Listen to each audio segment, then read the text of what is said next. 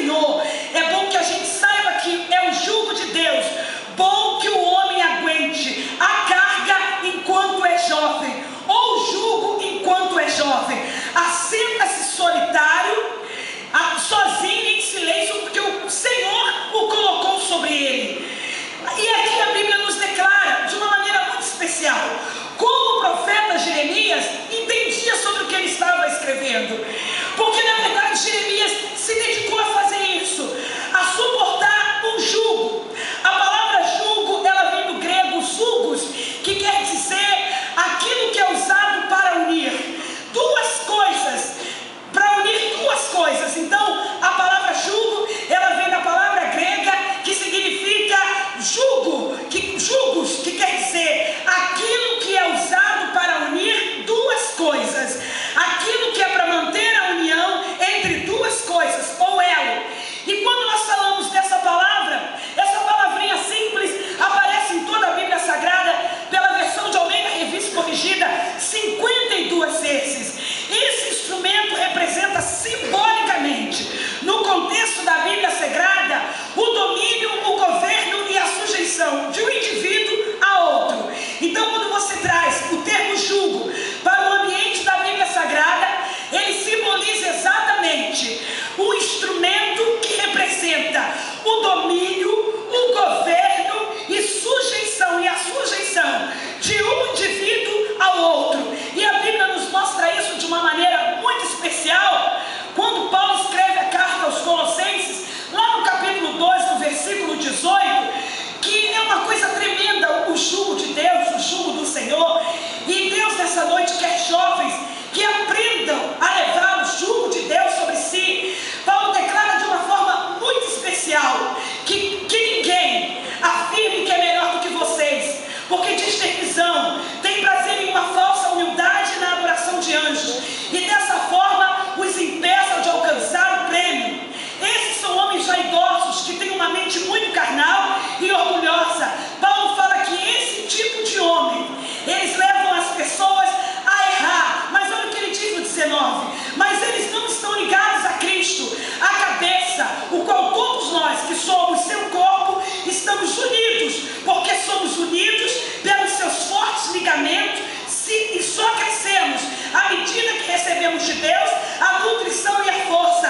Paulo diz que nós estamos unidos com Cristo, estamos ligados a Ele. Quando nessa noite a palavra nos diz, ou diz para a juventude que está aqui, seja de que idade for, que bom é para o jovem suportar o jugo do Senhor, eu quero parafrasear: durante a mocidade, Deus está falando que quer pôr sobre vocês um domínio, um governo que ligue vocês com Ele para sempre, que una vocês com Ele para sempre. O que é muito interessante é que muitas das vezes nós temos jovens que carregam fardos que não eram para si, carregam jugos que não eram para carregar, aguentam cargas que não é para carregar, como o pecado. E nunca se viu na época moderna tantos jovens, até os evangélicos, carregando um jugo que não lhe pertence, um jugo que está inserido no pecado, um jugo que está voltado para o pecado.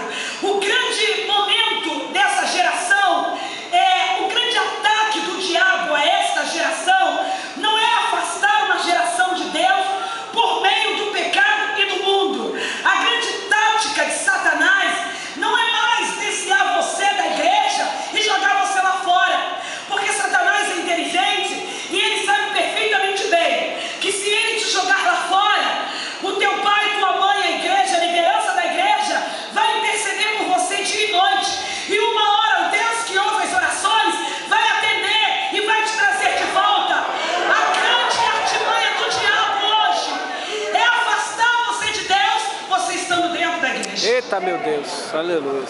Até onde isso é possível, irmã Rosário? Exemplos notórios nós temos. É afastar você de Cristo e do teu elo com Ele, você estando dentro da igreja.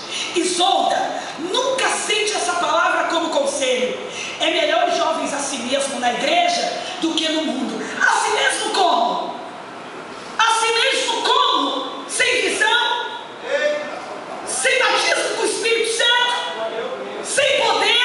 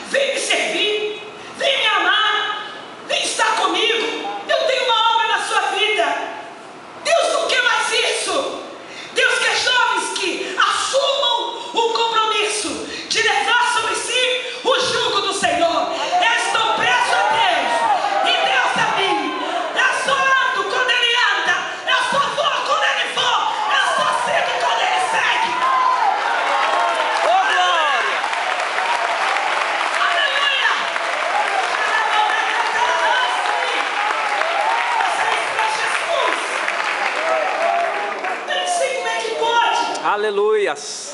Camarada não consegue suportar o jugo de Deus, mas consegue suportar o jugo do pecado. A Bíblia diz: nunca mais o pecado deverá dominar vocês, pois agora vocês estão livres, vocês não estão mais debaixo da lei, mas livres sobre a graça de Deus. Deus não tem jugo de pecado. Tem jovens que poderiam andar assim, mas andam assim.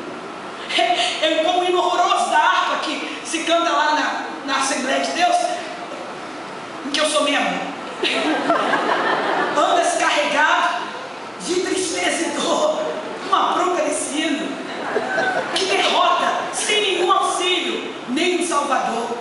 E peraí, que andas carregado de tristeza e dor, sem nenhum auxílio, nem um salvador. Anda carregado de verdade, tá mentindo. Anda carregado, anda triste, anda amargurado, está pesado, é um pecado. Não, irmão, o negócio é o seguinte, porque essa filosofia é velha. Sabe qual é, né? Eu sou jovem. Sabe como é que é jovem? A carne é fraca.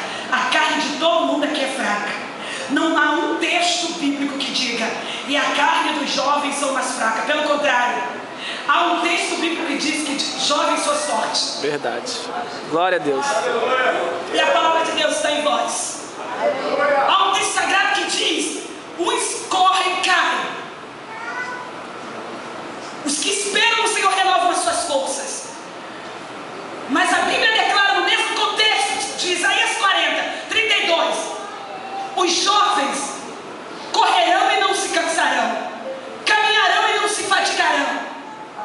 Por muito tempo a gente ouviu isso dentro da igreja. Mas uma tentação é grande.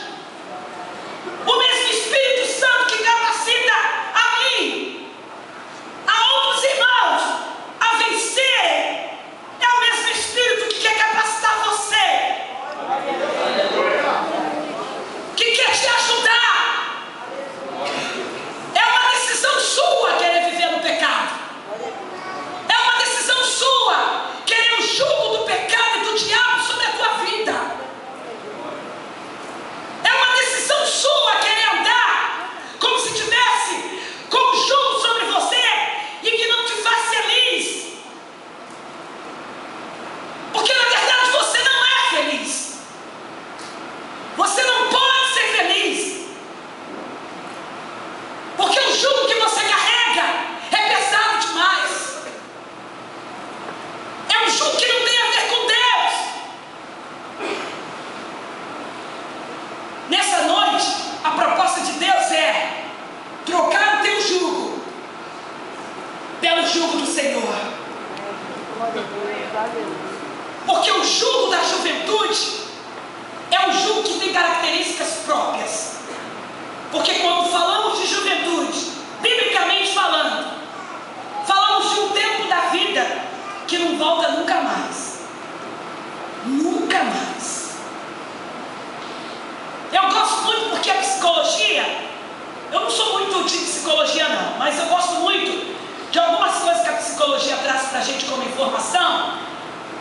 E uma das coisas que a psicologia traz como informações, que eu gosto, porque é provado isso no ambiente da psicologia, que é real, é as fases do desenvolvimento da vida.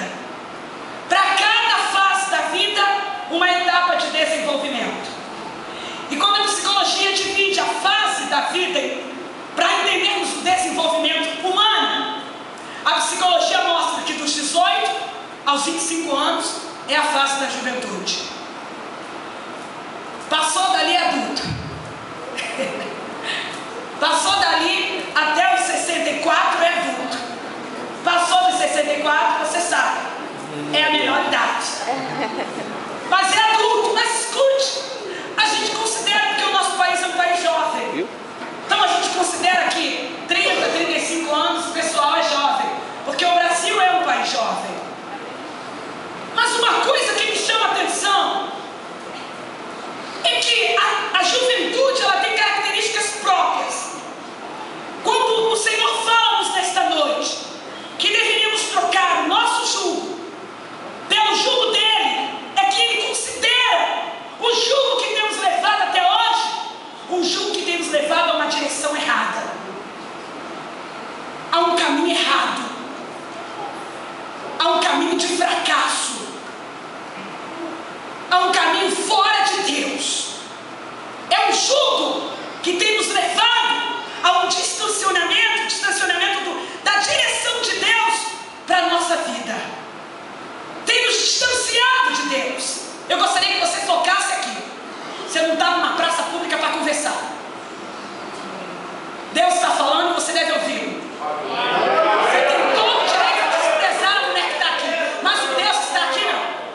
está me incomodando o seu bate-papo. Olhe para cá. Glória a Deus. É trocar um jugo que você não suporta mais. Porque as características da juventude, segundo a Bíblia, é que a juventude é passageira. Eclesiastes capítulo 11, versículo 8 em diante. Anda no caminho do seu coração, à vista dos seus olhos. Saiba, porém, que de todas estas coisas o Senhor lhe pedirá conta. Você pode querer ser dono do seu nariz, fazer o que você quiser, andar segundo o teu coração. Você já tem 20, 21 anos. Quem sabe da sua vida é você. Saiba que se você não acertar as contas com seu pai e com a sua mãe, você vai ter que acertar com Deus uma hora. Vai ter uma hora que você vai ser chamado para acertar as contas com Deus. Porque você não é o dono absoluto da sua vida. A vida foi doada a você. Aleluia, E Deus. por Deus. E se você não sabe cuidar dela em Deus, você vai ter que prestar conta a Ele. A juventude é cheia de paixões. E essa é a fase da vida que se apaixona quantas vezes quiser, porque tantas vezes é restaurado. Por isso Paulo fala a Timóteo na segunda carta, no capítulo 2, foge das paixões da mocidade. A juventude é cheia de paixões. São jugos que se carregam, que não vale a pena. Torna a vida pesada, a vida cansada, torna a vida difícil. Eu pregava num congresso para jovens, e na Penha, não na Assembleia de Deus da Penha exatamente, numa das filiais, durante muito tempo. E tinha um rapaz que fazia parte do conjunto dos jovens, o nome dele era Carlos. Eu me lembro que no último congresso que eu tive lá, o Senhor disse para mim que eu dissesse ao Carlos que ele parasse de brincar com Jesus, que ele tomasse uma posição e entendesse que Deus é coisa séria. Pelo contrário, ele ia dançar. Chorou na hora, porque tem gente que pensa que Deus é emocional. Deus não trata com as emoções somente. Aliás, ele vai além. O campo de Deus não é o campo das emoções, é o campo do Espírito. Ele vai na consciência. Ele fere a consciência. Quando o Espírito é sarado, a alma é sarada. E o Carlos ficou emotivo lá. Passaram-se uns dias. Encontrei com uma galera de lá da igreja e disse: ô irmã Rosane, você soube do Carlos? Eu falei: não. O que houve com o Carlos? Mataram o Carlos. Porque o cara cisma de querer caminhar com um jugo que ele acha que ele pode carregar. Porque é uma juventude que acha que tem condições de assumir o jugo do pecado, da carne, sobre a sua vida e carregar esse jugo. Qual é o resultado? Uma juventude destruída, uma juventude arrasada, uma juventude doente. Falando da juventude evangélica, nós deveríamos ter no Rio de Janeiro um grande impacto de restauração e libertação de jovens. A juventude evangélica poderia fazer a diferença, mudando vidas e vidas de pessoas que não têm ideia. Só que a juventude evangélica fica perdendo tempo com crises existenciais, fica perdendo tempo com conflitos emocionais, fica perdendo tempo com bobagens.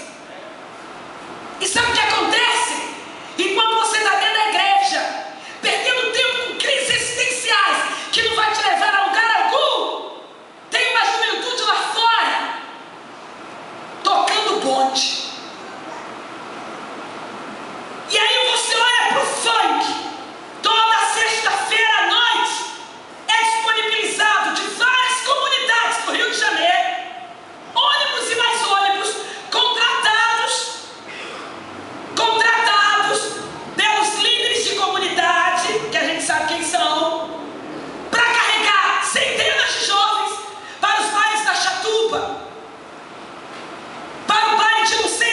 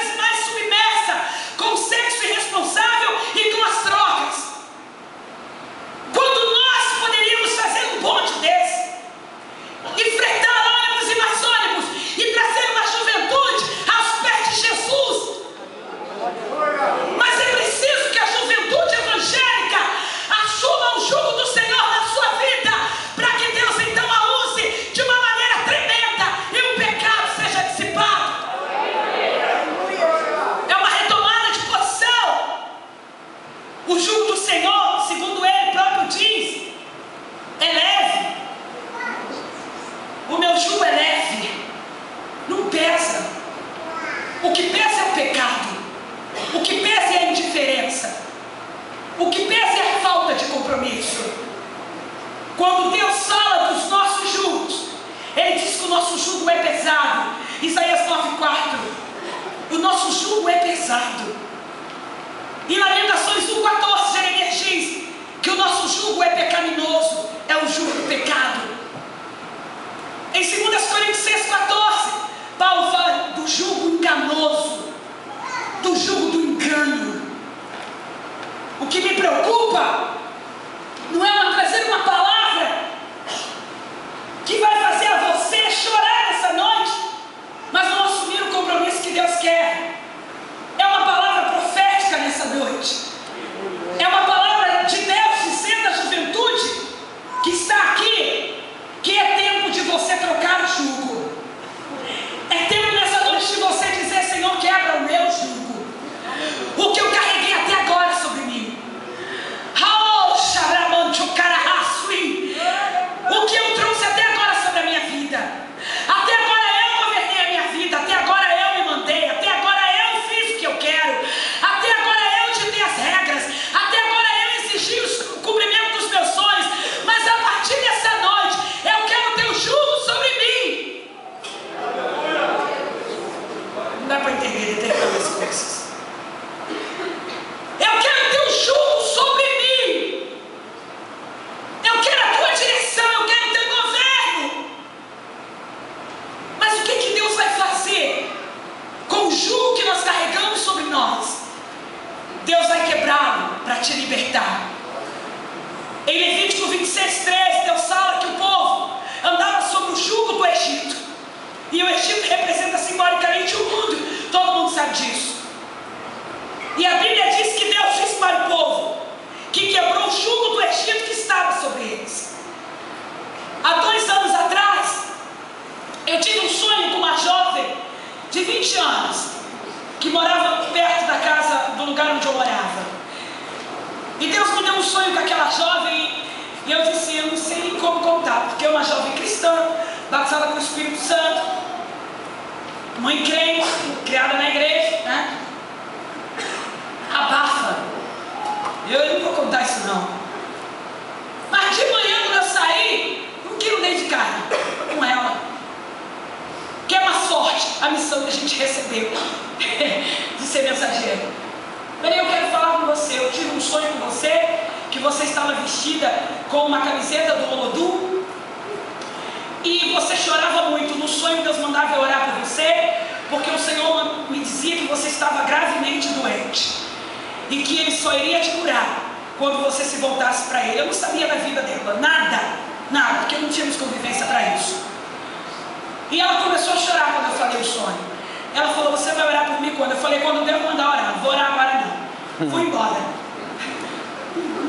Eu não disse o dia, né? Esse povo quer que eu ore na hora, não é assim não. Né? Profeta é marrento. E aí eu cheguei, passaram uns 15 dias, ela chamou lá em casa uma sexta-feira à noite. Eu estava em casa, ela chorando, disse: você pode orar por mim agora? Eu disse assim: posso, agora eu posso. Convidei ela a entrar, ela sentou-se na minha sala e começou a chorar. Começou a chorar compulsivamente. E eu falei: vamos orar, eu não quero saber o que está acontecendo com você, eu quero orar por você. Quando ela dobrou os joelhos, que eu comecei a orar por ela, eu vi escrito em letras garrafais na minha frente: lesbianismo.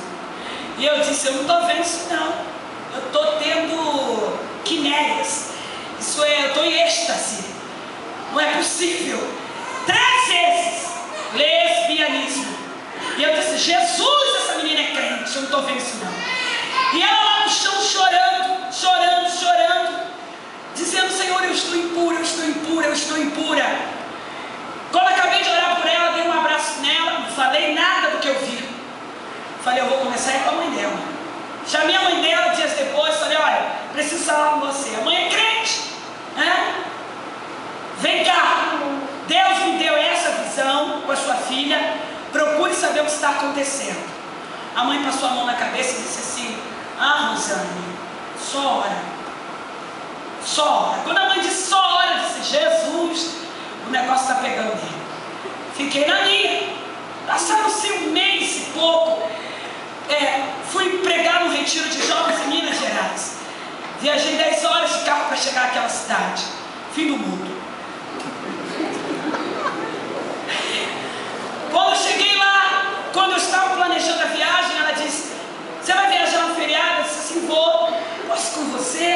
estava levando mais um sobrinho, foi mais uma amiga comigo. Eu falei, posso? Pode, pega sua mãe, leva. Como era um retiro de jovens, né? Ela estava pedindo para ir, tinha condição de levar no carro. Nós fomos. Irmãos, naqueles 3 dias que ficamos naquele lugar, eu sofri um nível de batalha espiritual como eu nunca havia sofrido em toda a história de minha vida de batalha. Eu voltei literalmente doente. Eu fiquei doente. E eu sabia que tinha alguma coisa de errada, mas eu não sabia o que.